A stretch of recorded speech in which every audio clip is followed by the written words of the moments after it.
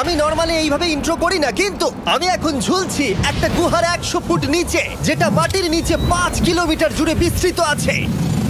আর আমরা এটা পছন্দ করি বা না করি, যখনই আমি আর আমার বন্ধুরা মাটি টাচ করলাম, আমরা অফিসিয়ালি এখানে আগামী 7টা দিন কাটাতে চলেছি। বাবারে, এটা আমার জীবনে করা সবথেকে ভয়ঙ্কর জিনিস। প্রথমত, আমাদের এখন এখান থেকে অনেকটা দূরে যেতে হবে। কেন? যদি ঝড় বৃষ্টি হয় তাহলে এই পুরো জায়গাটা জলে ভরে যেতে পারে, আর সমুদ্রের মতো ঢেউ এসে সবাইকে ভাসিয়ে নিয়ে যেতে পারে। সেই জন্য আমাদের আরো ভিতরে যেতে হবে একটা বেস ক্যাম্প বানানোর জন্য। ভাই এটা পুরো পাগলাম। এটা একটা অন্য জগৎ মনে হচ্ছে। এই কেভ এন্ট্রান্সটা হয়তো দেখতে সুন্দর, কিন্তু দেখে যা মনে হচ্ছে আসলে তা নয়। আর আমরা হয়তো জানি না যে আগামী 7টা দিন আমাদের জীবনের সব থেকে কঠিন সময় হতে চলেছে। সব থেকে বাজে ডিসিশন।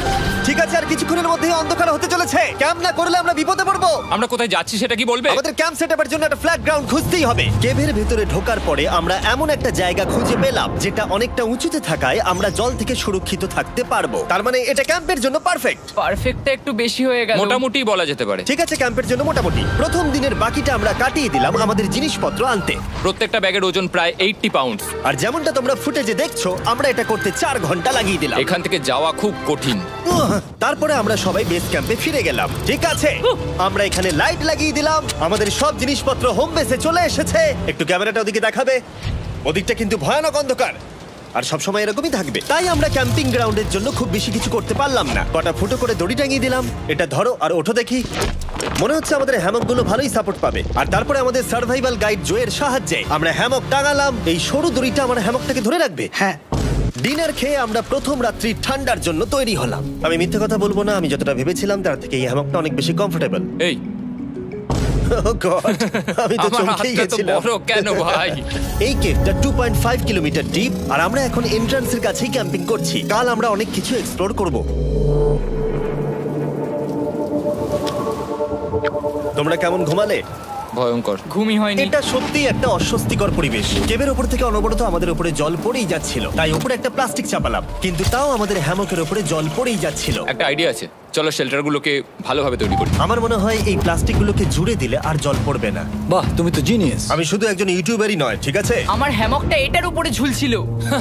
মানে দেখো, আমি আরেকটু হলে হ্যামক থেকে নেমে পড়ে যেতাম। আর আমরা সেই সময় এটা বুঝতেই পারিনি যে এই গর্তটা প্রায় 40 ফুট গভীর। তাই যখন আমি আর শন প্লাস্টিকগুলোকে জুড়ছিলাম, তখন ম্যাক আর কার্ল এই গর্তটা কতটা ভয়ঙ্কর সেটা দেখতে গেল। আমার হ্যামকটা দেখতে পাচ্ছো? ওখানে আমি ঘুমোচ্ছিলাম। এদিকটা দেখো। আর যেহেতু এই কেভে সব একই রকম দেখতে, তাই আমাদেরকে ফলো করা অনেকটাই কঠিন ছিল। এই ম্যাপে তোমরা আমাদের হোম বেস দেখতে পারবে, আর দেখতে পারবে ওরা ওখান থেকে কত দূর হ্যাঁ, যাচ্ছে। এটা তো খুবই ভয়ঙ্কর। ভাই এটা পাগলামো। আর যখন ছেলেরা র্যান্ডমলি এক্সপ্লোর করছিল, তখন আমি আর শন ক্যাম্পে কাজ করছিলাম। এই স্লিপিং ব্যাগটা এখানে কেন পড়ে? কারণ এটার থেকে পিয়ের গন্ধ বেরোচ্ছে। ইয়া, এটার থেকে শেখা উচিত স্লিপিং ব্যাগ ভাড়া নিতে নেই। আমরা স্লিপিং ব্যাগ কেন ভাড়া আমি- নিয়েছি? কেন আমি আমরা জানি না। স্লিপিং ব্যাগগুলো কিনে আনতে পারলাম না? আর তারপরে আমরা এই দুটো প্লাস্টিককে জিপ টাই দিয়ে জুড়ে দিলাম। কিছু মনে করো না, এই দড়িটার উপরে আমার জীবন বাজি আছে। আর তখন ওইদিকে ম্যাক আর কার্ল তখন ওই গর্তের মধ্যে। ও মাই গড, ম্যাক! আর শেষ পর্যন্ত ওরা একদম নিচে পৌঁছে গেল। এই, আমি তো ভাবলাম সবাই ক্যাম্প নিয়ে কাজ করবে। আমরা শুধু দেখাচ্ছিলাম জায়গাটা কতটা ভয়ঙ্কর। না পড়লেই হবে, তোমাদের স্কিল নেই। আচ্ছা ঠিক আছে। আর যদিও ওদের এবার ফিরে আসা উচিত ছিল, কিন্তু কাল আর ম্যাক এটা কতটা গভীর সেটা দেখানোর চেষ্টা করলো। ভাই এটা দেখতে দারুণ লাগছে। তুমি কি নদীটাকে পার করতে পারবে? কিন্তু ওরা এটা জানে না যে এই রিভারটা এই কেভের গোটাটাই জুড়ে আছে। তার মানে এর মধ্যেও আমাদের কিছুটা সময় কাটাতে হতেই পারে। ওই তো ওরা এসে গেছে। এসো। তোমরা রান্না করে রেখেছো তো? হ্যাঁ, রান্না করেছি। ঠিক বলেছ। একটা নতুন বাড়ি, ঠিক বলেছি তো? একদম। এখন আমাদের একটা ছাদ আছে। আর এটা তো দারুণ। জিমি রান্না বেশ ভালোই আর করেছে। আমরা আমাদের ফায়ার পিটটাকে এই সুন্দর জায়গাটাতে নিয়ে এসেছি। জায়গাটা কেমন? বেশ গরম। আরামদায়ক। এই পাথরগুলো গরমটাকে ধরে রাখবে এবং ওপর থেকে যে পি পড়ছে সেগুলোকে আটকে দেবে। ওটা পি নয়। তাহলে ওটাকে কি বলবো? যদি জানি না, হয়তো বৃষ্টির জল হবে। না, এটা বৃষ্টি নয়, পাথর মানে ইয়ে তুমি- করছে। এই একটু উপরে দেখাও। তুমি মেঘ দেখতে পাচ্ছো? পাথর দেখা যাচ্ছে। এটা বৃষ্টি নয়, রক পি। Rock P. ঠিক আছে, রক পি। ঠিক আছে, এটা রক পি। আর একটা শুকনো রাত ঘুমিয়ে কাটাবার পরে আমরা ঠিক করলাম জো আমাদের সার্ভাইভাল এক্সপার্ট, তাকে নিয়ে আমরা কেভের শেষ প্রান্ত অব্দি যাব। Cave, cave! Cave, cave, cave! Cave. দেখা যাক আমরা কেভের কতটা গভীরে যেতে পারি। তোমরা কিন্তু মনে রাখবে আমরা সবেমাত্র কেভের এন্ট্রান্সের দিকেই আছি, আর আমাদের ইচ্ছা এই কেভের শেষ প্রান্ত অব্দি যাওয়া, অবশ্যই না মরে গিয়ে। ও মাই গড, এটা তো খুবই স্টিফ। আরে এটা তো সবে শুরু। আমরা কেভের আরো গভীরে এসেছি। তোমরা সবাই সাবধানে আসবে। এটা খুবই ছোট জায়গা, আমার মনে হয় না এখান থেকে আমি যেতে পারবো। কেভ এক্সপ্লোরের ইন্টারেস্টিং জিনিসটা হলো যা হোক করে আমাদের এই ছোট্ট ফাঁকগুলোর মধ্যে দিয়ে এগিয়ে যেতে হবে। ও মাই গড, খুব ছোট জায়গা। আর তারপরেই খুব বড় একটা জায়গা আসবে, সেটা এতটাই বড় যে কিছু না দেখতে পাওয়ার জন্য এটা করতে হলো। ও মাই গড। এবার আমি সব দেখতে পাচ্ছি, এটা দুর্দান্ত। এটার তো অনেক আলো। ভাই জায়গাটা কতটা সুন্দর দেখো। বাপরে কি আলো, আমি তো তাকাতেই পারছি না। আমি তো অন্ধ হয়ে যাব মনে হচ্ছে। এ বাবা, এটা কি হলো? আমরা বোধহয় ঠিক মতো এটাকে ব্যবহার করতে জানতামই না। চলো এগিয়ে যাই। আর তাই আমরা এগোতে থাকলাম। এই যে এই জায়গাগুলো, এগুলো খুব ভালো ধরার এখানে? জায়গা। এগুলো ধরে এখান থেকে পা ঘুরিয়ে চলে আসতে পারবে। এইভাবে কি? একদম পারফেক্ট। জো সব থেকে ভালো কেভ গাইড। এভাবে কেউ গাইড করতে পারবে না। ঠিক আছে, এইবার ব্যাপারটা ইন্টারেস্টিং হবে। কি? এটা কি? এখান থেকে আমাদের ওয়েট শুট পরে সাঁতার কেটে যেতে হবে। গতকাল ম্যাক আর কার্ল এটা নিয়ে মজা করছিল, কিন্তু এই কেভে আমাদের পরের অ্যাডভেঞ্চারটা ছিল একটা প্রায় জমে যাওয়া নদীর মধ্যে। ও মাই গড, এটা তো পাগলামি! তার মানে আমাদের ওয়েট শুট পড়তেই হবে যাতে আমাদের হাইপোথার্মিয়া না হয়। আমরা এটা কেন করছি? এই এক্সপেরিয়েন্সটা তো জীবনে একবারই হবে। কি? এটা করলে হয়তো আর নাও বেঁচে থাকতে পারি। আমাদের এই কেভের শেষে পৌঁছতে হলে আমাদের এই নদীর মধ্য দিয়ে, এই ছোট্ট ফাঁকগুলোর মধ্য দিয়ে সাবধানে ধীরে ধীরে এগিয়ে যেতে হবে। আস্তে আস্তে নামো, স্রোতের কারণে পা পেছনে টানতে পারে। ঠিক আছে, আমি তাহলে নামছি। তুমি ওই দেয়ালগুলো ধরে ধরে এগোতে থাকো আস্তে এটা তো আস্তে। খুব ঠান্ডা। তুমি পারবে জিমি। জানি না এখানে ঢুকতে পারবো কি না। জিমি, এবার তুমি জল থেকে উঠে দাঁড়িয়ে পড়ো। এটা সত্যি একটা পাগলামি। এখানে কি ঠান্ডা! যখন তোমরা খুব ঠান্ডা জলের মধ্যে থাকবে তখন একটা পাথরকে ধরে এগিয়ে চলা খুব কঠিন হবে। ও মাই গড, এটা সত্যি পাগলামি। ম্যাক, কার্ল, চলে এসো। আমার ভয় লাগছে। চলো চলো, পারবে। ভাই। এগোতে থাকো, পেছন দিকে তাকিও না। একবার দেখো আমরা কি করছি। কিন্তু এই বাধাগুলো এতটা কঠিন ছিল না সামনে যা আসতে চলেছিল তার তুলনায়। আমরা পেরেছি। কেভ কেভ কেভ এই, কেভ। একটা কথা শোনো, আমরা 10% আসিনি। তার মানে এখনো আমরা শুধুমাত্র সার্ফেসেই রয়েছি, আর শেষ প্রান্তে পৌঁছতে হলে আমাদেরকে আরো 2 কিলোমিটার যেতে হবে। যেরকম তোমরা দেখতে পাচ্ছ এখানে 24/7 বৃষ্টি হয়, তাই আমি একটা আড্ডা মারার জায়গা তৈরি করেছি যেখানে আমরা কেউ ভিজবো না। আমি ভাবছি আমি যদি এটা না বানাতাম তাহলে কি হতো। আমি নিশ্চিত যে ওদের একটা ভেজা পাথরের উপর শুতে হতো। আমাদের ক্রমাগত এগিয়ে যেতে হবে এবং শরীরটাকে ভিজে রাখতে হবে। ঠিক আছে। নইলে আমাদের শরীরের তাপমাত্রা কমে এটা যাবে। এতটা কঠিন কেন? সব থেকে বাজে ব্যাপার হলো আমরা যতটাই দিকে এগোবো ততটাই আমাদের পিছন দিকে ক্যাম্পে ফিরতে হবে। আমাদের পরের বাধাটা হয়তো জলের মধ্যে নয়, কিন্তু তার মানে এটা নয় যে সেটা সহজ হবে। আরে এটা কি মাকড়সার জাল? কিন্তু আমি মাকড়সা দেখতে পাচ্ছি না তার কেন? মানে ওটা আমাদের উপরে আছে। আরে তোমার গায়ে, তোমার গায়ে। আমার বন্ধুরা বলতে বাজে। এই কেভটা মিস্টার বিস্ট ভিডিওর মতো, যত এগোবে ততই কঠিন হবে। সত্যি কথা বলতে যদি আমাদের সাথে জো না থাকতো আমরা মরেই যেতাম। আর 3 ঘন্টা পরে জো আমাদের জন্য একটা বাজে খবর নিয়ে এলো। জল অনেকটা বেড়ে গেছে আর আমরা অনেকটা সময় লাগিয়ে ফেলেছি, তাই আজকে আমাদের আবার ক্যাম্পে ফিরে যেতে হবে। আমি মানবো না। তুমি সেফটি এক্সপার্টের কথা অমান্য করতে পারো না। আমি এটা মানবো না। সত্যি কথা বলতে আমাদেরকে ফিরতেই হতো, কারণ এর আগে আমরা শুট করতে অনেকটাই সময় নষ্ট করে দিয়েছি। তারপর ফ্লেয়ার নিয়ে খেলেছি, তাই আমরা ফিরে যাচ্ছি আর এই মিশনটা আমরা পরের দিন আবার শুরু করব। শন, আমরা এসে গেছি। আরে তুমি এখানে কি করছিলে? এখন তোমরা কেউ ভিজবে না। আমি তো জানতামই না এই লাইটগুলো আমরা এনেছি। এগুলো দারুণ লাগছে তাই না? দুঃখের বিষয় আজকে আমরা মাত্র 20% এগোতে পেরেছি, কিন্তু বিশ্বাস করো আমরা শেষ পর্যন্ত অবশ্যই যাব আগামী কয়েকদিনের মধ্যেই। আমার মনে হয় কোনোদিনই হবে না। আমি তো বললাম। আমরা ডে 4টা রেস্ট নেব আর ডে 5-এ চেষ্টা করব এই কেভের শেষ অবধি যাবার। দেখা যাক কি হয়। ডে 3-তে মজা হলো, কালকে আবার দেখা হচ্ছে। আর কেভের ভিতরে 3টে খুব বাজে রাত কাটাবার পরে পরের দিন সকালে আমাদের মাথায় শুধু একটাই কথা আসছিল। আমার একটা হট শাওয়ার চাই, তবে আমি এখন একটু শান্তি পাবো। ও, এখন শাওয়ার পেলে কিন্তু দারুণ হয়। আমি চান করিনি প্রায় 3-4 দিন হয়ে গেল। তোমরা নিশ্চয়ই জানো কেভের মধ্যে শাওয়ার করা সম্ভব নয়। আমাদের অনেকটা পথ হেঁটে সাবধানে আগের রিভার বেডের কাছে পৌঁছতে হলো। ও মাই গড! আমি আমার ব্রেনকে ফিল করতে পারছি। আমি এভাবে ব্রেনকে ফিল আমার করিনি। কপালটা জমে গেল পুরো। চলো ড্রোন দিয়ে মাথার চুলগুলো শুকিয়ে নি। এদিকে এসো ড্রোন। ও দাঁড়াও দাঁড়াও দাঁড়াও, এটা কিন্তু কাজ করছে। হ্যাঁ, দারুণ কাজ করছে। ড্রোন থাকতে হেয়ার ড্রায়ারের কি দরকার? আর চুল শুকানোর পর আমরা জয়ের সাথে জার্নির প্ল্যান করতে বসলাম। এটা কি জো? এটাই কেভের ম্যাপ। আগেরবার আমাদের থামতে হয়েছিল কারণ জল খুব জোরে বইছিল। এখন বৃষ্টি কম হচ্ছে, তাই কালকে আমরা নিশ্চয়ই এই কেভের শেষে পৌঁছে যাব। এটা ভয়ঙ্কর হতে চলেছে। প্রথমে আমাদের কালকে যেখান দিয়ে গেলাম সেখান দিয়ে আগে যেতে হবে। জলের মধ্যে ঝাঁপ দিতে হবে এবং পাথর দেখে হাঁটতে হবে। এগুলো সবকটা আমরা যদি পার করতে পারি তাহলে আমরা গ্লো ওয়ার্ম চেম্বারে পৌঁছে যাব। কেমন দেখতে তুমি সেটা বলো না, আমি তোমাদেরকে সারপ্রাইজ দিতে চাই। তোমার মনে হয় আমরা পারবো? ওইসব বাদ দাও, আমরা ঠিক কালকে পৌঁছে যাবো। কালকের প্ল্যান আমরা চক আউট করে নিয়েছি। আমরা রেস্ট করছি আর ফেস্টিভ্যাল স্মোর্স খাচ্ছি আমাদের এনার্জি রিগেন করতে। সবাইকে চিয়ার্স। জো এই প্রথমবার ফেস্টিভ্যাল ও, স্মোর্স দারুণ। খাচ্ছে। জো সত্যি কথা বলবে। এটা দারুণ, তাহলে ভালো লাগলো? দারুণ লেগেছে। আমরা এই চকলেটটা আগে কেন বের করিনি? এটা এমনি চকলেটের থেকে 10 গুণ ভালো খেতে। সত্যি কথা বলতে তোমরা যদি ফেস্টিভ্যালের সাথে স্মোর্স ট্রাই না করে থাকো তাহলে তোমরা মিস করছো। কালকে আমরা পুরো কেভটা এক্সপ্লোর করব, দেখা হচ্ছে। তাই আমরা ভালো করে ঘুমানোর চেষ্টা করলাম আর কালকের প্রিপারেশন নিলাম কেভের শেষে যাওয়ার জন্য। আমরা আমাদের জীবনের সবথেকে ডেঞ্জারাস জার্নি করতে চলেছি। ডে 3 এর অভিজ্ঞতা মাথায় রেখে আমরা কম শুট করেছি যাতে আমরা সামনের দিকে তাড়াতাড়ি এগোতে পারি। উহ, জলটা খুব ঠান্ডা। হ্যাঁ, আগের দিনের মতোই খুব ভালো। এই তো আর যাতে আমরা সবাই বেঁচে ফিরতে পারি তাই জো ছাড়াও আরেকজন সার্ভাইভাল এক্সপার্টকে আমরা নিয়ে এসেছিলাম। এখানেই আমরা ডে 3 তে আটকে গেছিলাম। এখন আমরা কি করব? এবারে আমরা অনেক তাড়াতাড়ি এসেছি। আমাদের পিছনে ঘন অন্ধকার। কোথায় যাব? এই রাস্তাটা অনেক সরু এবং হ্যাঁ। স্রোত প্রচুর বেশি, তাই আমরা দেয়ালগুলো ধরে ধরে আস্তে আস্তে এগোবো। এই যে এইভাবে। ও হ্যাঁ, God! এই রকটায় জাম্প করো। কয়েকটা ভালো পাথর আছে যেগুলোকে তুমি ধরে এগোতে পারবে।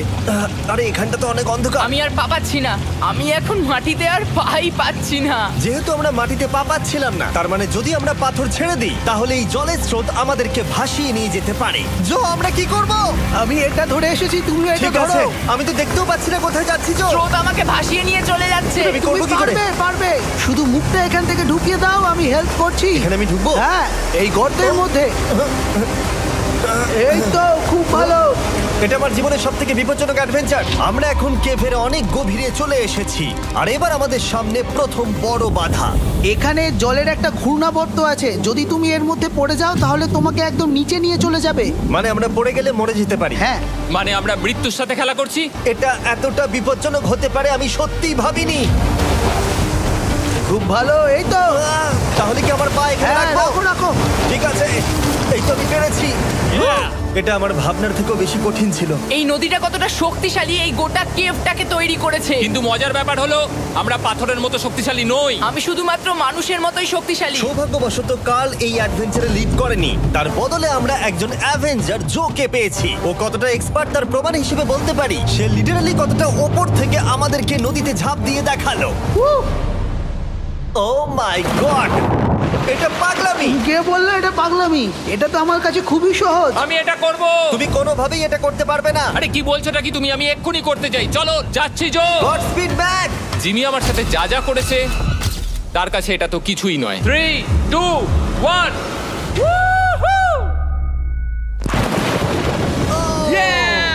তুমি করবে? না, আমরা না এগুলো শেষ পর্যন্ত যেতে পারবো না। ও মাই গড, আমাদের নিচের দিকে যেতে হবে। আমরা সবসময় স্রোতের উল্টো দিকে কেন যাই? এখন শুধু আমি ভেসে ভেসেই যেতে পারবো, আর কিছু না। এই জলের তলায় অনেক ধারালো পাথর আছে, তোমরা সেগুলোকে দেখতে পাবে না, তাই সাবধানে পা ফেলবে। ও মাই গড, আবার এটা গভীর আরে হচ্ছে। আমার পা তো কিছুর উপরে রাখতে হবে। ছোট পাথরগুলোই একমাত্র বাধা ছিল না, মনে হচ্ছে আমাদের প্রতিটা পদক্ষেপে। ও ভাই, আমি কিচ্ছু দেখতে পাচ্ছি না। এটা খুব ভয়ঙ্কর। কেভটা আরো অন্ধকার হয়ে আসছিল এবং আরো সরু। আর তখন আমরা জানতাম না যে আমরা ফিনিশ লাইন অবধি পৌঁছতে পারবো কিনা। আমি ক্লান্ত হয়ে পড়েছি। এই কেভে আরো কঠিন বাধা আসার আগে তোমাদেরকে আমি কিছু দেখাতে চাইবো।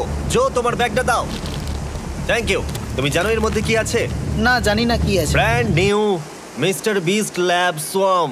সত্যি কথা বলছি, গত 5 ঘন্টা ধরে যেহেতু আমি অনেক পরিশ্রম করেছি, তাই কোনো মতেই এখন এটা আমি বলার মতো অবস্থায় নেই। তাই এটা শুট করার 1 মাস পরে আমি পুরো কেপ সেটটা তৈরি করলাম ফিউচার জিমি নেম ট্যাগ দিয়ে। তারপরে বললাম, হে, আমি ফিউচার জিমি, আর আমি এখন তোমাদেরকে বলবো brand new toy line of mister beast lab swamp সম্পর্কে। এটা একটা কালেক্টেবল টয় লাইন, আর এখানে 119টা ইউনিক ডিজাইন ক্যারেক্টারও আছে যা তোমরা কালেক্ট করতে পারো। আর সবথেকে দারুণ ব্যাপারটা হলো, কোন ক্যারেক্টারটা তুমি পেয়েছো সেটা জানতে হলে এই টিউবে ওয়াটার দিয়ে নাড়াতে হবে আর তোমার সোয়ামস তোমার সামনে চলে আসবে।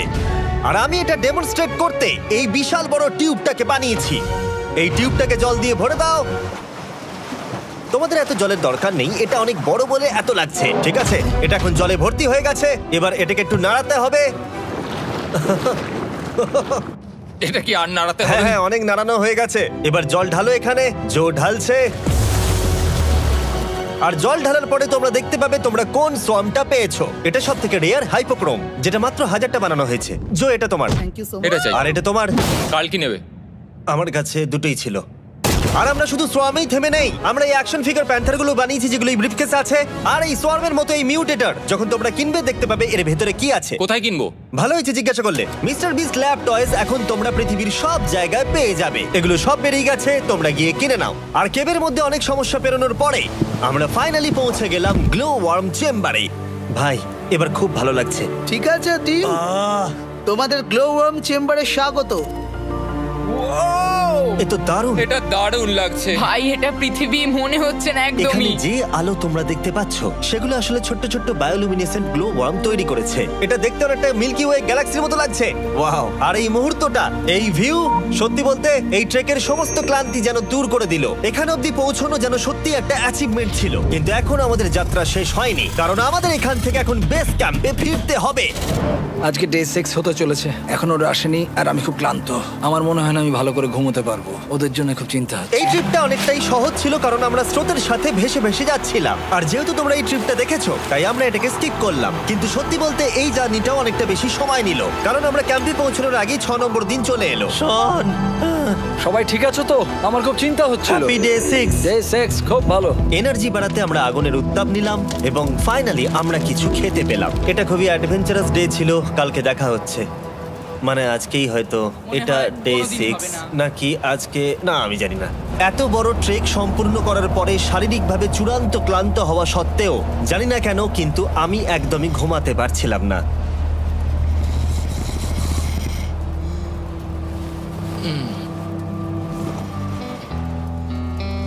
আমি 7 দিন সলিটারি কনফাইনমেন্টে কাটিয়েছি, কবরে কাটিয়েছি, 7 দিন রাফটে থেকেছি। কিন্তু সত্যি কথা বলতে এটা সবার থেকে বেশি কঠিন ছিল, কারণ সব সময় ভিজে, ঠান্ডা, প্রত্যেক মুহূর্তে এই পাথরগুলো শরীরে ব্যথা দিচ্ছে। বেশিরভাগ সময়টাই এই কেপটা দুঃস্বপ্নের মতো ছিল। কিন্তু তোমার আর আমার মধ্যে জিমি! ইয়ো!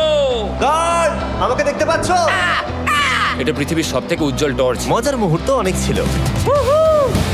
মাটির নিচে 300 ফুট গভীরে অভিযান চালানো থেকে আমাদের সবাই মিলে হ্যামক নিয়ে হাসাহাসি করা সবকিছুই অভিযানের অংশ ছিল। যেহেতু আমাদের সঙ্গ দারুণ, চলো তিমির মতো আওয়াজ করো। তাই এই ভিজে, ঠান্ডা, পাথুরে অদ্ভুত কেভের ট্রিপটা বদলে গেল আমাদের জীবনের সবথেকে সুন্দর মুহূর্তে।